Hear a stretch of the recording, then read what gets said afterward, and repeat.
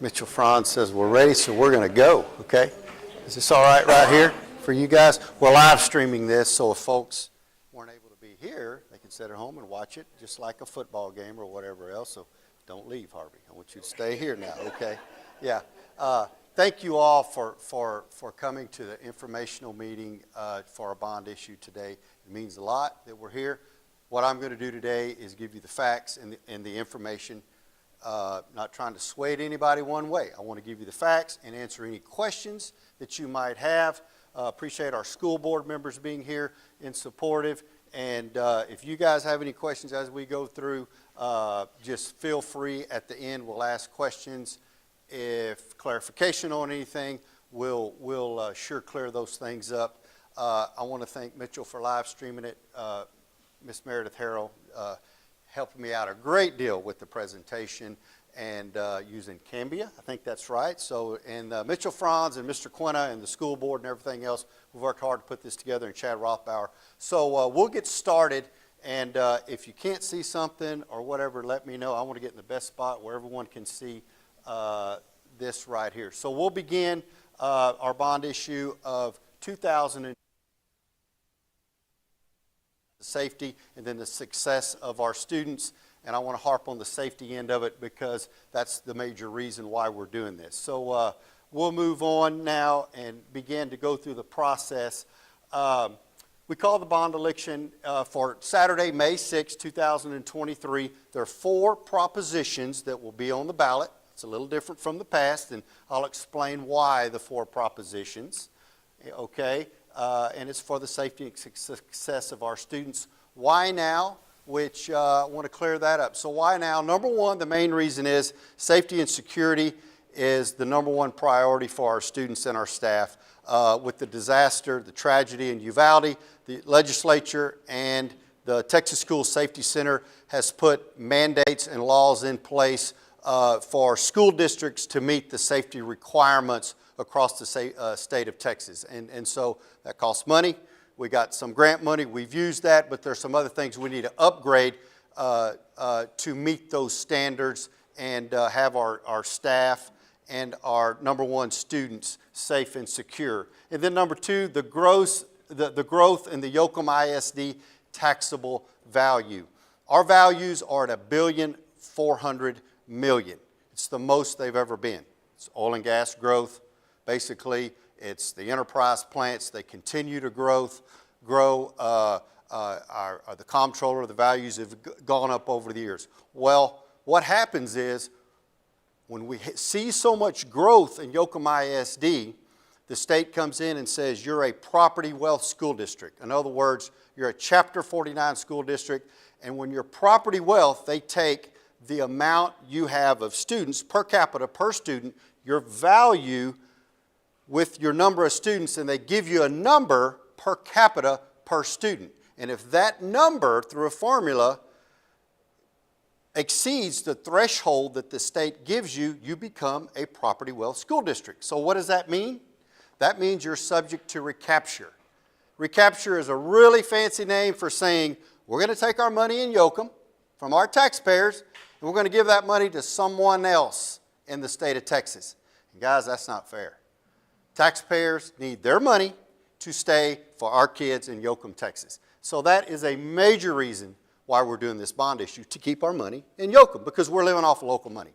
Our state money is very minimum because of the taxable values of Yoakum ISD, generated mainly by oil field and enterprise products and things like that. We'll get into more of that as we move forward here. But those are the 2 reasons.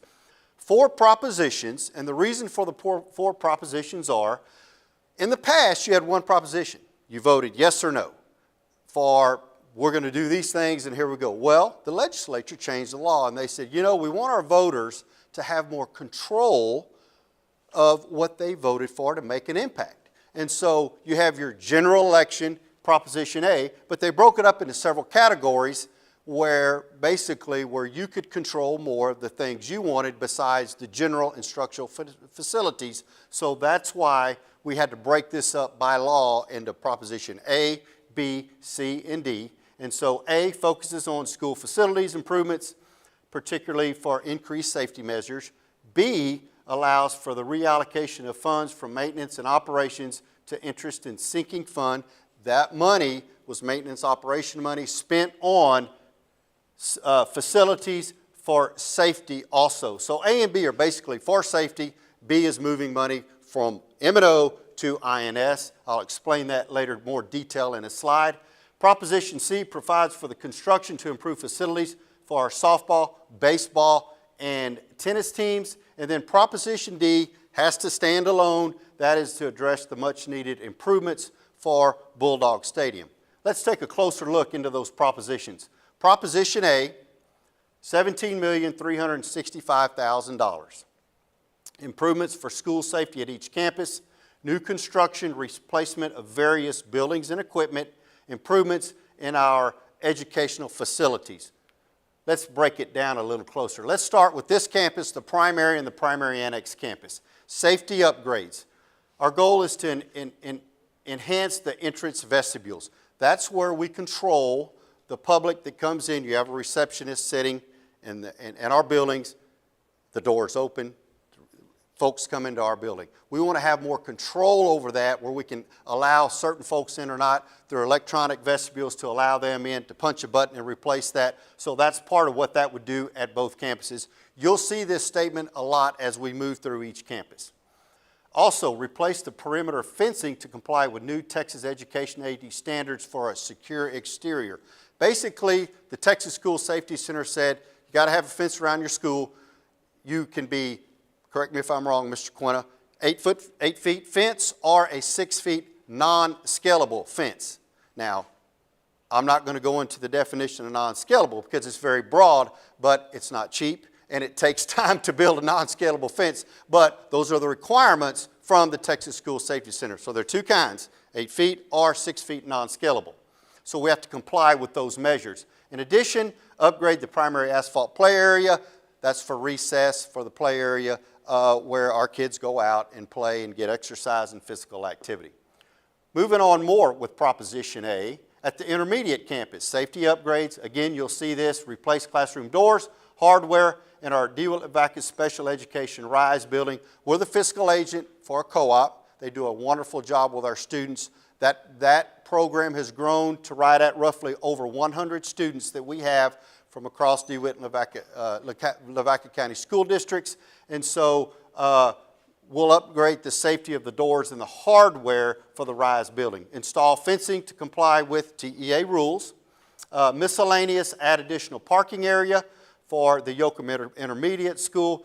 That, I'm going to put this on here, that is this area, this grass area right here. We'll pave that and provide parking there for our faculty members. And when we have events at the intermediate school, and provide more parking there for our staff and our parents when they come. HVAC for the third grade classrooms. It'll be more efficient, save maintenance costs, and then enhance our playground drainage system. It's in a hole, it drains down, and water flows everywhere. So we need to upgrade that and work on that part of the drainage. Still on Proposition A, we're going to move to the junior high campus. Safety upgrades will enhance the entrance foyer again, where our receptionists and folks come into our schools there. Replace the classroom doors and hardware in the original classrooms. Remove asbestos tile and mastic and install vinyl composite tile in the original classrooms, things that have to be done for safety. And then remove hallway metal lockers that are no longer in use. As you see there, we have an example of a metal locker there, an example of the doors that currently need changing in their locks at this time. Again, moving on, Proposition A, continued on the junior high campus. Paint the original classrooms, established a covered walk area. Students at junior high, they come out of the mall area, they come here during inclement weather, during rain. We don't have a covered walk area there for them to wait with the car riders come pick them up. So that will help that situation out there. And during the pickup time or drop-off time at Yoakum Junior High. Moving on with Proposition A, at the high school campus, safety upgrades, create a safety vestibule again. And as you'll notice here, this is the entrance to the high school Currently, we keep the door locked. It's an inconvenience. Someone has to go, they knock, they go open it up. We'll be able to control that with a safety vestibule there at the high school when visitors come in. Update the accessibility of the steps and the sidewalks. If you'll notice here, this is the bus drop-off. It's just over time the ground shifts, and that creates a problem with accessibility for our steps and our sidewalks. And then a major issue that we learned this year, boost the cell phone service to improve emergency notification. We've had several incidents, as you well know, at Yoakum this year. And part of our safety protocol that we use cell phones, we use a Raptor system. And we found out at the high school, in certain areas, we don't have cell phone service. And it created an issue. And so that's part of one of the things we need to do is boost that cell phone service so we can have that. We've done other avenues to solve that problem now with safety issues when we have drills and everything else, but we learned that at that time, and it's serious, and part of this bond issue will boost that service to improve that notification system, the Raptor system that we use for those situations. Still in Proposition A, safety and security, high school campus continued, replace our walking canopies, install shade structure in the quad area for students and staff. After students eat that stay on campus, not all go off campus, there's a nice little area between the band hall. Dr. Vogus uses that quite a bit. I know in the summer when they have summer band camp. The math and science building and outside of the main building there, it gets hot in the summertime. There are some trees, but a nice shade structure for our students would be nice in that area. Upgrade the HVAC an existing home economics cottage.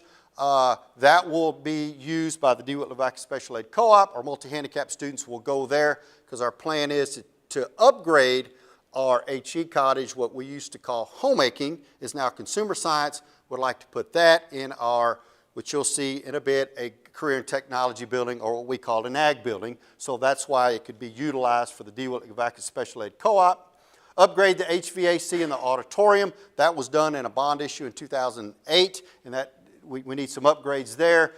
Replace HVAC in the blue gym, and then create a parking lot for student, staff, and marching band practice for Dr. Vogus and the Proud and Spirited Bulldog Band, where our vocational building currently exists. We plan on demolishing that and make that into a parking lot. Here's some examples. This is the HVAC at the blue gym. Here is the HVAC in the home economics building right here. Currently not efficient. Utility costs are higher. And then our canopies, they've been there a while. The shifting, they're not in the best shape. So those are some of the examples that we want to change there at that campus. Moving on, still in Proposition A, safety and security, new construction, a new career technology education facility. That's an ag building. That's what that is. That's our blue ag building. It's amazing what our kids can do in welding and the projects that they're producing. We've got projects going to the San Antonio Stock Show. We got them going to the Houston Stock Show. We don't have the room or the facilities to take it to the next level. And the building is outdated. The electrical problems are there. There's lighting issues there. This is an example of a classroom there in our career tech building. And then this is our maintenance building here, our shop there. Not enough room there, and just needs to be enhanced. The shop area, the building automated system area, and the vehicle and equipment yard. Back to career and technology, it's just not ag and welding. It's building trades, it's floral design, it's culinary arts, it's family and consumer science. All that comes under career and technology. Majority of our students are involved in those areas. It's a wonderful opportunity, hands-on education, and definitely need a better building, more improved, more updated for those students in those areas, still under Proposition A. We'll move forward. Proposition A, the demolition. This is the Art and ISS building, currently here. We don't use that building at the time. The co-op has used that building in the past. We have had art in there in the past.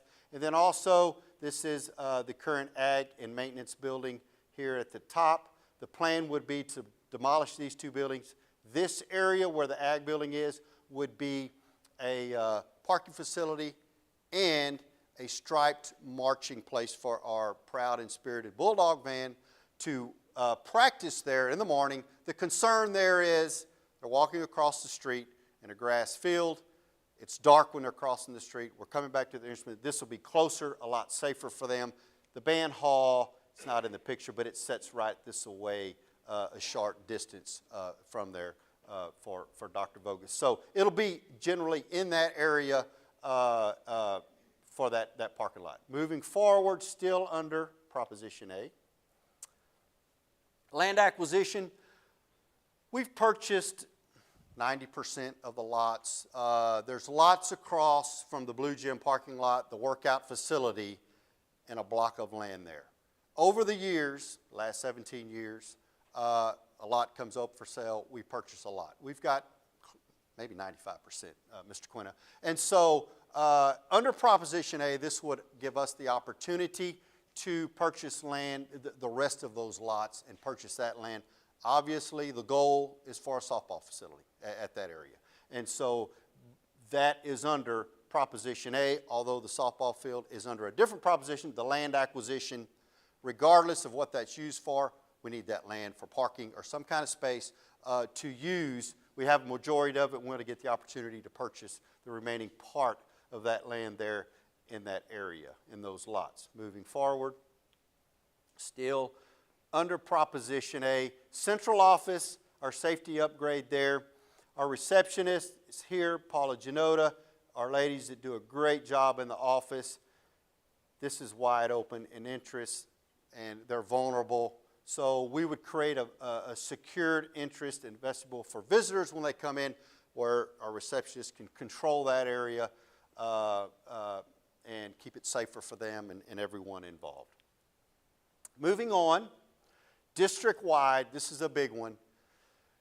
You know, recommended from the Texas School Safety Center, still under Proposition A, the safety upgrade. All campus exterior doors will be equipped with card readers to allow staff and secure entrance. Currently, the law states every exterior door at every campus has to be locked. Mr. Quina, Mr. Rothbard, and I check those doors once a week. We have to by law. We've had 3 audits. We've passed every audit. We have not, there's never been an exterior door found open. We still have 2 more campuses to go. And it's great that they're doing the audit. We need to check. We want to make sure we're safe and secure. It's a priority. Keeping a door locked with keys is an inconvenience for our teachers. It's difficult. And so, and the recommendation from the Texas School Safety Center is to use a type of card reader that would allow easier access, more convenient. Well, the problem really takes place is at the intermediate campus. You know, teachers there, we've heard it. This is 4th grade wing, this is the 3rd grade wing, and here's the 5th grade wing. Well, this is the open area that's fenced in. The problem is, a student from 4th grade could get called to the office, the nurse's office. A parent could be there to pick them up. Someone has to open that door up right there. Well, our teachers are teaching. We don't want to interrupt a class, and so it's very difficult when students, we have to call the office, someone from the office comes down, they open up the door, because doors have to be locked. It's the law. And so this would solve that problem for us, not only at the intermediate campus, at the primary annex, all the campuses we plan to put these card readers in and solve that problem. I know other school districts in the area have them, they like them, and it really does a nice job to assist our teachers and our staff and safer for our students. So moving on in Proposition A, to sum it up from a taxable value or how it could impact a taxpayer with a house valued at $100,000, okay? The amount is $17,365,000. The projected tax rate increase is a nickel, 0.051 on, 10. Now, I'm going to say this one time, that's a conservative number. That's a conservative number. What I mean by conservative is, I think it's going to be lower than that. I think it is. But we're going to use that number because I'm giving you the facts.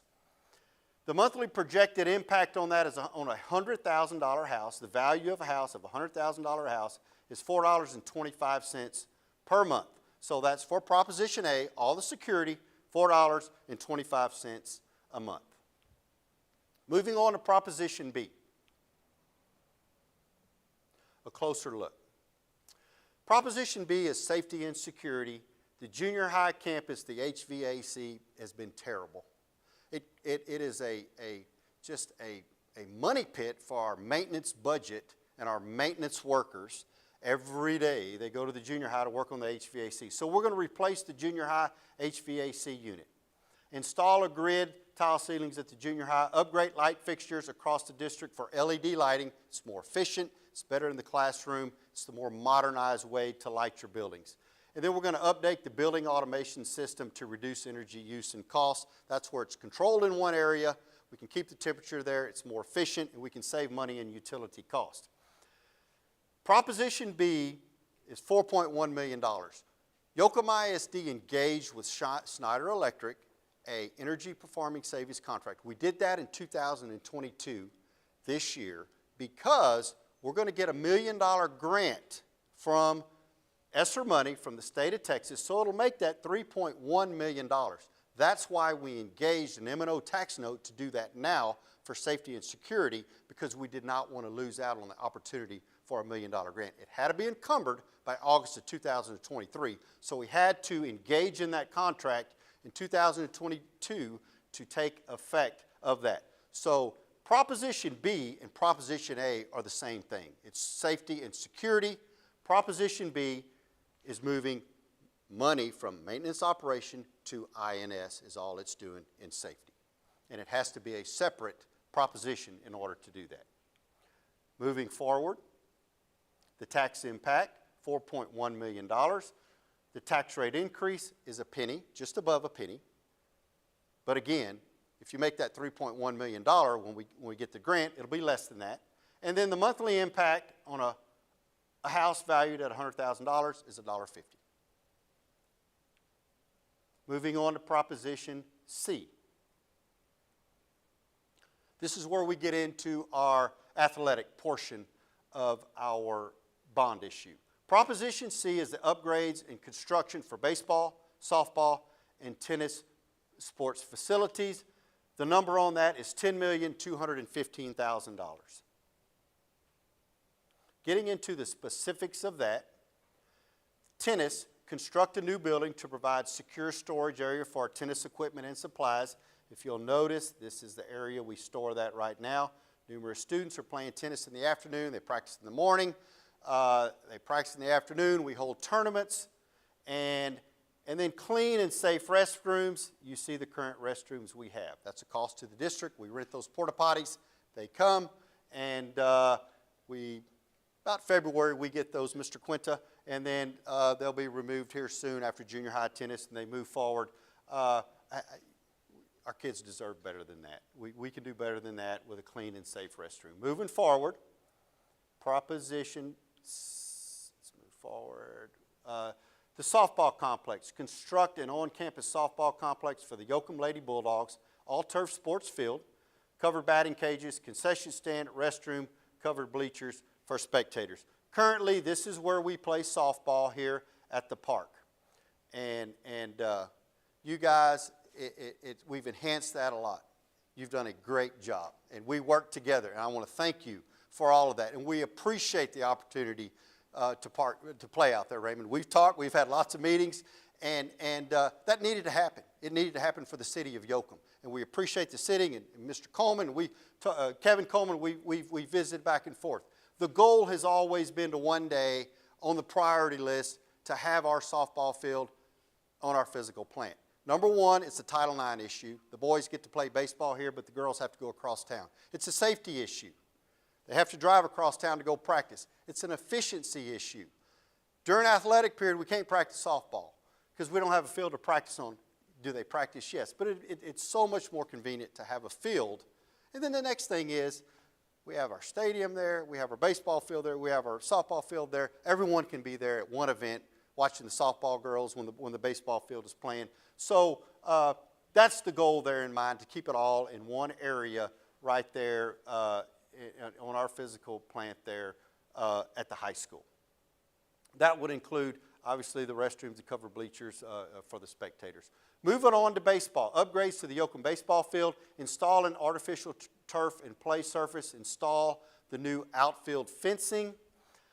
I think don't we have what, tell me again? The second largest outfield in the state of Texas, is that right, with a baseball field? And so I've been told that, so install a new outfield fencing, construct a restroom, concession stand building. This has been a major, I have gotten several complaints on this, and they're right. We don't have a restroom or concession stand there by the baseball field. Well, at night it's dark, it's a long walk for our home fans and our visitor fans, where our restroom is, something that we've talked about many times, and so this would be a great opportunity to put that in for our fans and our spectators and our players and everyone else there at our baseball field, and then retrofit the field lighting with our LED lights, make it brighter and more efficient. Okay, moving on. So the projected tax rate impact on Proposition C, $10,215,000. That's 3 cents on a house valued at $100,000, or $2.50 per month. Moving on to Proposition D. Proposition D is the improvement for the Yoakum Bulldog Stadium facilities, including security, lighting, and track and field replacement. So basically, the track surface, respray, repair, restripe, and renumber the track, and then the football field turf. The stadium and our turf, I would say, on any given day, if it's not freezing or 100 degrees, if you go to our field in the afternoon, the public, it's the most used facility that Yoakum ISD has. There's always someone there with a soccer ball on the field. There's someone throwing a ball, or our public is exercising on the field or the track, or they're walking the stands. It's a safe, great place, and we want our public to use it. That's what it's there for. I personally use it. We go exercise there, and there's always numerous people there. There's a nice breeze through there late in the afternoon in the summertime. And so our community takes advantage of that, and they use that for a place to exercise. It's very relaxing. It's very safe. We have lights there. It's a wonderful place to go. The problem is, in 2007, 2008, we redid the track. And if you'll remember, we went in and we had to redo the base of that track. It had gone too long. There were cracks in the track, and so water gets into the base, and that's an enormous cost.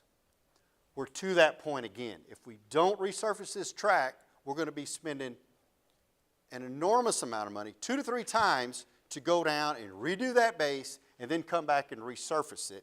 So I would rather just spend the money to resurface the track and restripe it so we can save the base. And then when that time comes, we'll restripe it and resurface it again. In addition, the football field turf is the same way. We did the turf in 2015, and so it has extended life. We knew that's how long it would last. It's beginning to tear, and so with that, you get into the same problem. Water drains in there, and you begin to mess up the base underneath that, which will lead to enormous costs somewhere down the road if we don't get that taken care of now at this time. So that's the reason for Proposition D. The other part of that is there's so many folks that use, besides the Yoakum Bulldogs, that use our field. We allow St. Joe to play football there at no charge. We want them to. They're our kids. This week we had a wonderful event, our Special Olympics. Our kids get involved in it. The DEMOLITION Special Aid Co-op, they come because they like it. It's accessible, it's safe, it's inviting. They have a great time there. There's plenty of room to sit. There's plenty, the accessibility for our handicapped children is wonderful. They like to come there and they use our facility, and we want them to come to Yoakum and use our facility. The CYFL teams use it every Saturday. They'll come in there, and we want them to come in there and use our field. That's what it's there for. St. Joe used it, as I've already said. Summer track, summer rec. We have our coaches. We got our kids involved in summer recreation. They'll use the track and the field and many more things that I'm not aware of that I know we use it just for the public to go have a place to get away that's safe and a wonderful place. So again, we invite our public to use this. We appreciate them using it, but That's why we have Proposition D, because we've got to take care of a few things, or it's really going to get into trouble as far as the cost of replacing that. Moving on, the other portion is the lighting. The fixtures are 20 years old. Every once in a while, you might see Eric climbing that pole, and they're rusted and they're corroded. And so we have got to replace those fixtures. And so our goal is to put that in LED lighting, more efficient, safer, it's more modernized, a better lighting system, and save on your utility costs. So that's the other portion with the lighting for the stadium that will help that situation. Moving on to the projected tax rate impact. Proposition D amount is $3,320,000. That's a penny. For a $100,000 house, that's 83 cents. Moving forward, so I have it summarized. The total impact based on our numbers. So the total impact based on a $100,000 home value, when you add the 4 propositions up, it's $9.08 a month, based on a $100,000 home. Moving on, this is a breakdown. I talked about the assessed value of Yoakum ISD. What makes up our value? 70% is industrial, real acreage, and oil and gas. 9.8% is homeowners. Of our $1.4 billion, that's $3,437,000, or 9.8%. My point being, a majority of this is what's funding the bond issue. That's what's paying for a majority of it. It's the oil companies, the real acreage, and the oil and gas. Whoops, I went a little forward. Let me go back one. So making my point there, the other is 20.2%, and the other on that will be commercial property and utilities for the other 20.2%. This was done by our financial advisor in our breakdown of our appraisal district of DeWitt, Lavaca, and Gonzales counties. Tax rate projection, this is the point. Yoakum ISD, we control of, our residents worry about a tax bill, and I understand that. We're all taxpayers. We get a tax bill. The portion that we control of your tax bill is this portion right here, the tax rate. This year, Yoakum ISD reduced the tax rate 23 cents, 23,881. We'll call it 23 cents, closer to 24 cents. We reduced that rate. We're asking for 10 cents to do $35 million worth of work for the safety and security of our kids. We dropped it 23 cents. We're going to ask for 10 more cents so we can make our kids safer and our staff safer and do safer projects for Yoakum ISD, based on the numbers given by our financial advisor and our appraisal district. The notice regarding the tax freeze, I want to make this point to everyone and kind of go over and make it clear. Taxpayers who are 65 years or older will not have their taxes go above the frozen levy. In other words, your taxes are frozen. If you're 65 years or over, that was established over the 65 exemption was granted if you have not made any improvements have been made. In addition, if you rent a house, not an owner of a house, it doesn't affect your taxes at all. It's only homeowners whose that affects, the taxes affect from that situation. In addition, if you're a homeowner, you're exempt from $40,000. I think the legislature is going to change that this year. I was in Austin yesterday and I kind of heard that, testifying on the situation. But also, if you're over 65, you get an extra $10,000 exemption. So let me make that simple. If I'm over 65 and I own a house. If my house is valued, total value of $100,000, I'm only paying taxes on $50,000 of it. I get the $40,000 exemption for owning it and $10,000 for the over 65, to kind of sum that up in that area. Voter eligibility, this is an example of the ballot that we will have. The 4 propositions. Anyone holding a proper photo identification and a valid voter's registration certificate who has lived within the boundaries of Yoakum Independent School District for at least 30 days prior to the election scheduled for Saturday, May 6, 2023 may vote.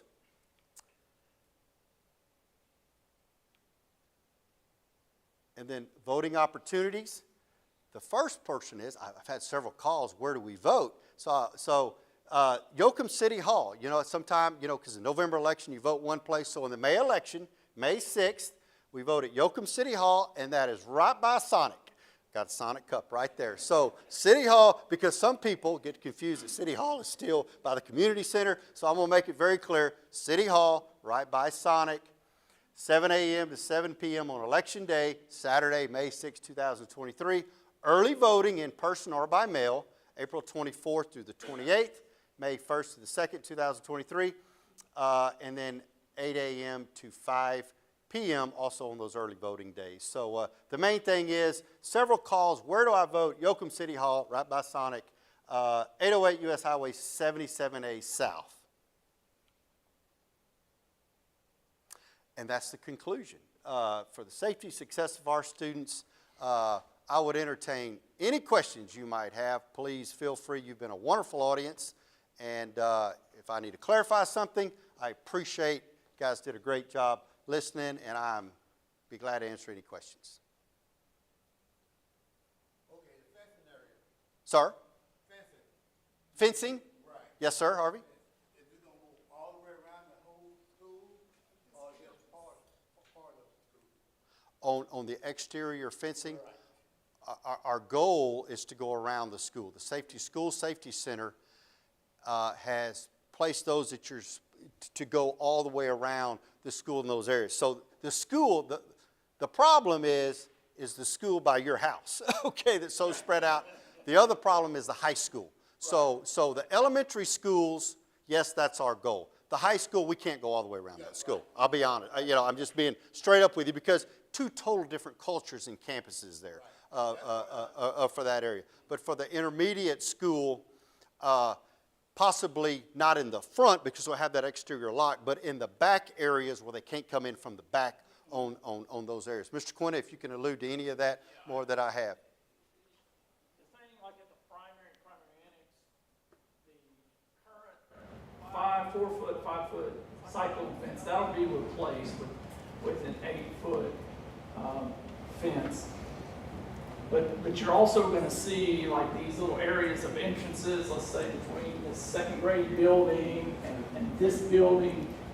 You'll see that soon. There's going to be, we're going to go ahead and establish that 8-foot fence here. And also at the primary annex, you're going to see those 8-foot sections, and you're going to see that at the intermediate.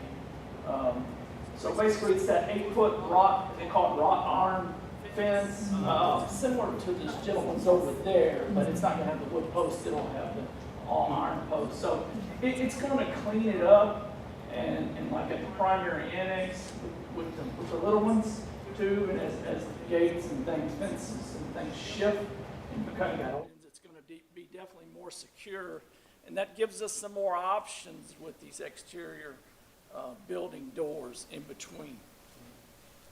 Okay, like with the entrance, like here at the school here. You're saying the entrance here, Right. Harvey? Uh-huh.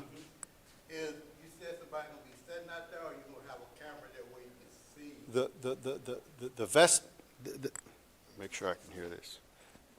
Yeah, and that's something we need to come back to those, to the vestibules like this campus, because of and some of the recent construction. It's been upgraded to safety as far as you can't get into those campuses, like at the junior high, intermediate. You can't get past the front. We've added with the safety grants. We've put the film, the ballistic film on there. That's been done during spring break. But the problem was the people like at the junior high and primary annex. You walk in and we can't get to the kids, but we can get right there to the staff. So we're going to kind of build that vestibule around that entrance. So if somebody's in there, they can't, hurt our staff members. And we add that bullet resistant film or shatterproof film on there as well. I think, but to answer your question is, so I have a receptionist. We have a receptionist. For example, let's take central office, for example. Paula Janota sits, you walk in the door, Paula's right there. She's vulnerable for someone that's God bless, it never happens. But if someone's upset, she's there. It's vulnerable. It's wide open. We lock that door, but it's wide open. So our goal is to protect her with a vestibule and then have a push button for someone who is, or a principal comes in, or someone, the mail lady, she comes in, we push the button, she walks in, and she's allowed to come in. But currently, in those areas, they have no protection. Right. At all. That's what I refer to. Yes, they have no protection. So we don't want anybody to be out there vulnerable. We want that to be someone comes in, and then we can see them, but they're protected. Right. With a shield where you can't break the barrier down. That's the recommendation from the School Safety Center, and that's what we're going to do to protect our staff. Same way at the intermediate campus. You walk in, you walk down, and there they are, right there to the left. That is a vulnerable spot for them. And that's come from those staff members, and we definitely understand. Absolutely. Yes. That answers your question. Yeah. Any other questions? Wonderful questions. Yes. I like the idea with the key card and everything. Yes, ma'am. We were in Austin on Monday. We were at a big church in Austin, and they used the key card to get the people in and out. And everything. It's the way to go, Ms. LaFawn. It's the way to go. Yes. How that worked and everything. Yes. at the church. It's safer, it's more convenient, and it's the recommendation, and that's our goal. Yeah, to answer your question. And I appreciate you saying that type of situation, how you like that. Yes. Good question. Anything else?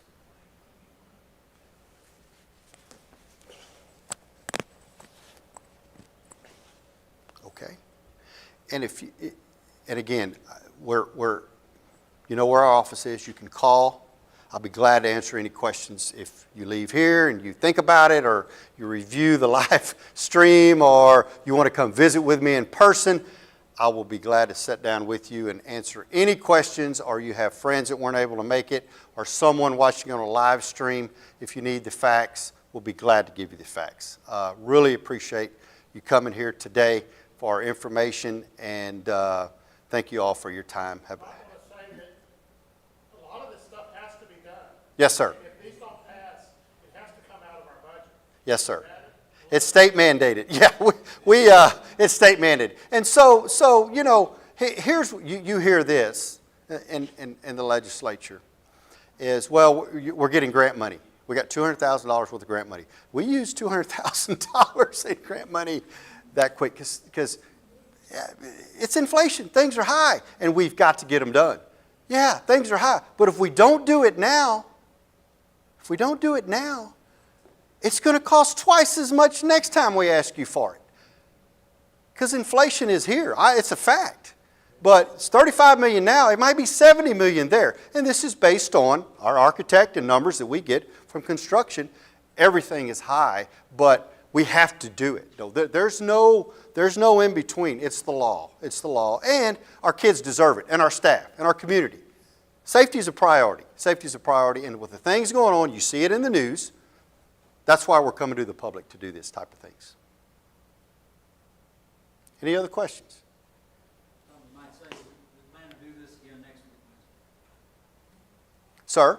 We plan to do this again next week. Yes. If you would like to come back next week or have questions, the 26th, next Wednesday, May the 26th, you can go get your cheerleader barbecue plate and then come here, and you can have fun. You can eat that plate right here. Mr. Quinn is cooking. He'll have it, Mr. Coleman. And so we'll shout out to the cheerleaders. And so you can come here, and we'll have another informative meetings. And I would love for you to come again, and I'll be glad to visit with you. We'll go over the same scenario. Or if you see somebody in the community that was not able to make it, they can come back here and next week, and we'll be glad to do it again. Yeah, thank you, Mr. Cusack. All right. Anything else? Thank y'all so much. Y'all have a wonderful evening. Appreciate it. Thank you.